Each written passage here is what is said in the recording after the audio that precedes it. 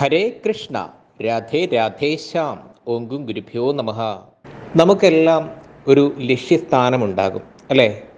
ആ ലക്ഷ്യസ്ഥാനത്തേക്ക് എത്തുവാൻ നിരവധി മാർഗങ്ങളുണ്ട്, ഒരുപാട് മാർഗങ്ങളുണ്ട്. അപ്പോൾ ഇനിയിപ്പോൾ നമുക്ക് ചെറിയൊരു ഉദാഹരണം പറഞ്ഞാൽ, നമുക്ക് ഗുരുവായൂർ ക്ഷേത്രത്തിൽ പോകണം.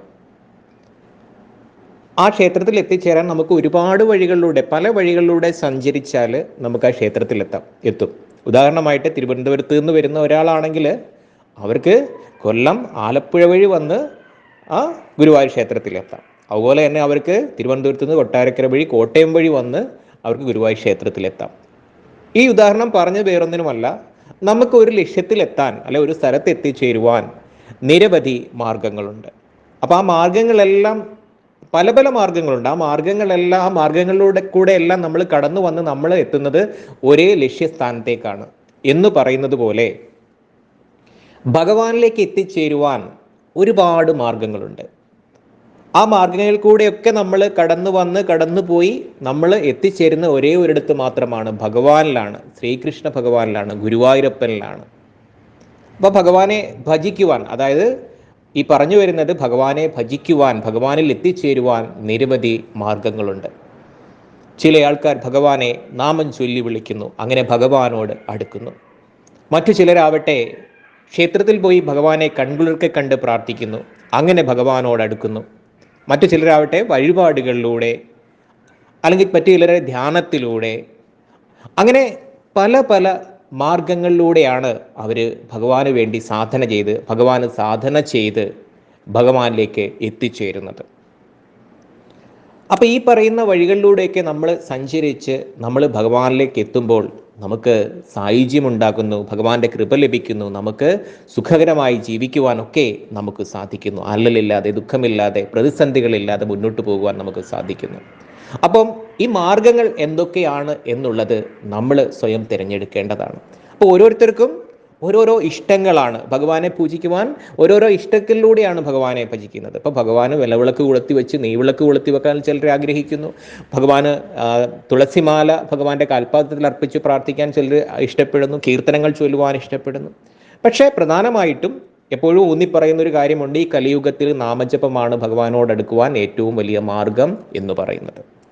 അപ്പോൾ ഗൃഹസ്ഥാശ്രമികളായിട്ട്, അതായത് കുടുംബമായിട്ട് ജീവിക്കുന്ന നമുക്കൊക്കെ മെറ്റീരിയലിസ്റ്റിക് ആയിട്ടുള്ള പല കാര്യങ്ങളും, അതായത് ജീവിതത്തിൽ പല കാര്യങ്ങളും ആഗ്രഹിച്ചേ മതിയാകൂ, അല്ലെങ്കിൽ അതൊക്കെ നമ്മുടെ ഈ ജീവിതത്തിൽ കിട്ടിയേ മതിയാകൂ. അങ്ങനെ നമുക്ക് ഈ ജീവിതത്തിൽ കുടുംബപരമായിട്ട് ജീവിക്കുമ്പോൾ നമുക്ക് അതൊക്കെ സാധിച്ചേ നമുക്ക് ജീവിക്കുവാൻ സാധിക്കുകയുള്ളൂ. അപ്പം നമ്മൾ പല കാര്യങ്ങളും ആഗ്രഹിക്കും. അപ്പം ഇതൊക്കെ നടക്കാതെ വരുമ്പോൾ നമുക്ക് പല പല ബുദ്ധിമുട്ടുകളുണ്ടാവും അല്ലേ? അപ്പോൾ ഉദാഹരണത്തിന് നമുക്ക് ജീവിതത്തിൽ ദുഃഖങ്ങളില്ലാതെ, പ്രതിസന്ധികളില്ലാതെ ഭഗവാനെ അനുഗ്രഹിക്കണമേ എന്ന് പറഞ്ഞ് മുന്നോട്ട് പോകണമെങ്കിൽ ഭഗവാന്റെ അനുഗ്രഹം നമുക്ക് ഉണ്ടാകണം. അത് നമ്മുടെ ജീവിതത്തിൽ ഒരു ആവശ്യമായ ഘടകമാണ്. ആ ജീവിതത്തിൽ ചിലപ്പോൾ ചില ആൾക്കാർക്ക് ഒരു ജോലി ലഭിക്കുവാനായിരിക്കും ആഗ്രഹിക്കുന്നത്, അല്ലെങ്കിൽ ആ ജോലിയുടെ തടസ്സം മാറുവാനായിട്ടായിരിക്കും ആഗ്രഹിക്കുന്നത്. മറ്റു ചിലരാകട്ടെ നല്ലൊരു ഗൃഹം വയ്ക്കുവാൻ, അതിനുവേണ്ടിയുള്ള വസ്തുവകകൾ, സ്ഥലം മേടിക്കുവാനായിരിക്കും ആഗ്രഹിക്കുന്നത്. അതായിരിക്കും അവരുടെ ആഗ്രഹം. ഇനി മറ്റു ചിലർക്കാകട്ടെ വിവാഹം നടക്കുവാനായിട്ടായിരിക്കും ആഗ്രഹിക്കുന്നത്, അല്ലെങ്കിൽ ആ വിവാഹത്തിൻ്റെ തടസ്സം മാറുവാനായിട്ടായിരിക്കും ആഗ്രഹിക്കുന്നത്. അങ്ങനെ നിരവധി നിരവധി ആഗ്രഹങ്ങളാണ്, അല്ലെങ്കിൽ ആഗ്രഹ സാഫല്യം ഉണ്ടാകുവാനാണ് നമ്മൾ മനുഷ്യർ ആഗ്രഹിക്കുന്നത്. പലപ്പോഴും നമ്മൾ പറയാറുണ്ട്, ഒരുപാട് വഴിപാടുകൾ നടത്തി അല്ലെങ്കിൽ പ്രാർത്ഥിച്ചിട്ട് ഒന്നും ഇതുവരെ ഫലം കണ്ടില്ല എന്നൊക്കെ നമ്മൾ പറയാറുണ്ട്. അപ്പം പല പല മാർഗങ്ങൾ നമുക്ക് മുന്നിലുണ്ട്. അതിൽ ഏതാണ് ഉത്തമ വഴി എന്ന് കണ്ടുപിടിക്കേണ്ടതും അത് അനുസരിച്ച് ഭഗവാനെ പ്രാർത്ഥിച്ച് ഭഗവാനിലേക്ക് അടുക്കേണ്ടതും നമ്മൾ ഓരോരുത്തരാണ്. അത് കണ്ടെത്തേണ്ടത് നമ്മളാണ്. അപ്പോൾ ഈ ആഗ്രഹങ്ങളൊക്കെ സാഫല്യമാകുവാൻ ഗുരുവായൂരപ്പനെ ഈ പറയുന്ന രീതിയിൽ ഭജിച്ചു കഴിഞ്ഞാൽ, അതിനുശേഷം ഗുരുവായൂരിൽ ചെന്ന് ഭഗവാന് ഈ ഒരു വഴിപാട് നടത്തി കഴിഞ്ഞാൽ, നമ്മൾ എന്താണോ ആഗ്രഹിച്ചത്, എന്താണോ ഭഗവാനോട് ആവശ്യപ്പെട്ടത്, നമ്മുടെ ഈ ഗൃഹസ്ഥാശ്രമ ജീവിതത്തിൽ, ഈ കുടുംബ ജീവിതത്തിൽ എന്തൊക്കെയാണോ നമുക്ക് വേണ്ടത് എന്ന് പറഞ്ഞ് ഭഗവാൻ സാധിച്ചു തന്നത്, അതിനുശേഷം ആ ഗുരുവായൂർ ക്ഷേത്രത്തിൽ ചെന്ന് ഭഗവാന് ആ വഴിപാട് നടത്തുക. അപ്പം ഇങ്ങനെ ഒരു രീതിയിൽ പ്രാർത്ഥിച്ചു കഴിഞ്ഞാൽ, ഇതേ രീതിയിൽ ഭഗവാനോട് അടുത്തുകൊണ്ട് ഭഗവാനെ വിളിച്ചു ചൊല്ലി പ്രാർത്ഥിച്ച് ആഗ്രഹം നടന്നതിന് ശേഷം ഭഗവാന് ചെന്ന് ഗുരുവായൂരിൽ ചെന്ന് ഈ ഒരു വഴിപാട് നടത്തി കഴിഞ്ഞാൽ എല്ലാം മംഗളകരമായി നടക്കും. അപ്പം അതിനായി നമ്മൾ ചെയ്യേണ്ടത് മേൽപ്പറഞ്ഞ ഓരോ ആഗ്രഹങ്ങളുമാണ് നിങ്ങളുടെയൊക്കെ മനസ്സിലെങ്കിൽ എന്താണോ നിങ്ങളുടെ മനസ്സിലുള്ളത് അത് ഭഗവാനോട് പറയുക. അതിനായിട്ട് നിങ്ങൾ ആദ്യം ചെയ്യേണ്ടത് നിങ്ങളുടെ വീടിനടുത്തുള്ള ശ്രീകൃഷ്ണസ്വാമി ക്ഷേത്രത്തിൽ അല്ലെങ്കിൽ മഹാവിഷ്ണു ക്ഷേത്രത്തിൽ ചെന്ന് ആ ഭഗവാന് ഒരു തുളസിമാല സമർപ്പിച്ചുകൊണ്ട്, ആ ഭഗവാന്റെ കണ്ടത്തിൽ ഒരു തുളസിമാല അർപ്പിച്ചുകൊണ്ട്, ആ പാതാരബിന്ദങ്ങളിൽ ഒരു തുളസിപ്പൂ അർപ്പിച്ചുകൊണ്ട്, ഭഗവാൻ ഒരു നെയ്വിളക്ക് തെളിയിച്ചു വെച്ചുകൊണ്ട് ആ കൃഷ്ണസ്വാമിയുടെ, ആ മഹാവിഷ്ണു സ്വാമിയുടെ മുന്നിൽ നിന്നുകൊണ്ട് ഇങ്ങനെ പ്രാർത്ഥിക്കുക: അല്ലയോ ഭഗവാനെ കൃഷ്ണ, അല്ലെ മഹാവിഷ്ണു ഭഗവാനെ, എൻ്റെ ആഗ്രഹം ഇന്നതാണ്. ഒന്നെങ്കിൽ ജോലി കിട്ടുവാനായിരിക്കാം, ഭഗവാനെ എനിക്ക് നല്ലൊരു ജോലി ലഭിക്കണമേ, അല്ലെങ്കിൽ എൻ്റെ മക്കളുടെ വിവാഹം നടത്തി കൊടുക്കണമേ, അല്ലെങ്കിൽ എൻ്റെ കുട്ടികൾക്ക് നല്ലൊരു വീട് വയ്ക്കുവാനുള്ള സാഹചര്യം ഉണ്ടാക്കി കൊടുക്കണേ, വിവാഹം മുടങ്ങിയവരാണെങ്കിൽ ആ വിവാഹം നടത്തി കൊടുക്കാൻ കൃപ ചൊരിയണേ ഭഗവാനെ എന്ന് ആ ഭഗവാന്റെ മുന്നിൽ ധ്യാനിച്ചു നിന്നുകൊണ്ട്, എന്നിട്ട് അവിടെ നിന്ന് ആ കുലദേവതയുടെ മുന്നിൽ നിന്ന്, ഭഗവാന്റെ മുന്നിൽ നിന്ന് ഗുരുവായൂരപ്പനെ സ്മരിക്കുക. എന്നിട്ട് പറയുക: അല്ലയോ ഭഗവാനെ, എൻ്റെ ഇന്ന ആഗ്രഹം ഭഗവാൻ എനിക്ക് സാധിച്ചു തരണം. അത് സാധിച്ചു തന്നു കഴിയുമ്പോൾ ഞാൻ ഗുരുവായൂർ ക്ഷേത്രത്തിൽ വന്നതിന് ശേഷം ഈ പറയുന്ന വഴിപാടുകൾ കഴിച്ചോളാം എന്ന് പറയുക.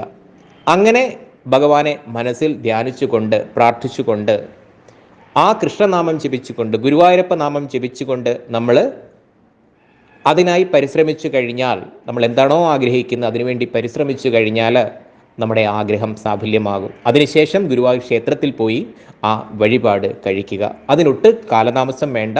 എത്രയും പെട്ടെന്ന് തന്നെ ആഗ്രഹ സാഫല്യത്തിന് ശേഷം എത്രയും പെട്ടെന്ന് തന്നെ ആ ആഗ്രഹം, ആ വഴിപാട് ഗുരുവായൂരിൽ പോയി നടത്തുക.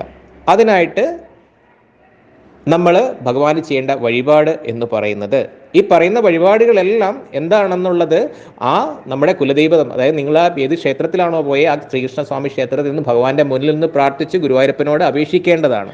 അപ്പോൾ ആ വഴിപാട് ഇതൊക്കെയാണ്. നമ്മുടെ കാര്യം സാധിച്ചു കഴിഞ്ഞാൽ ഗുരുവായൂർ ക്ഷേത്രത്തിൽ ചെല്ലുക.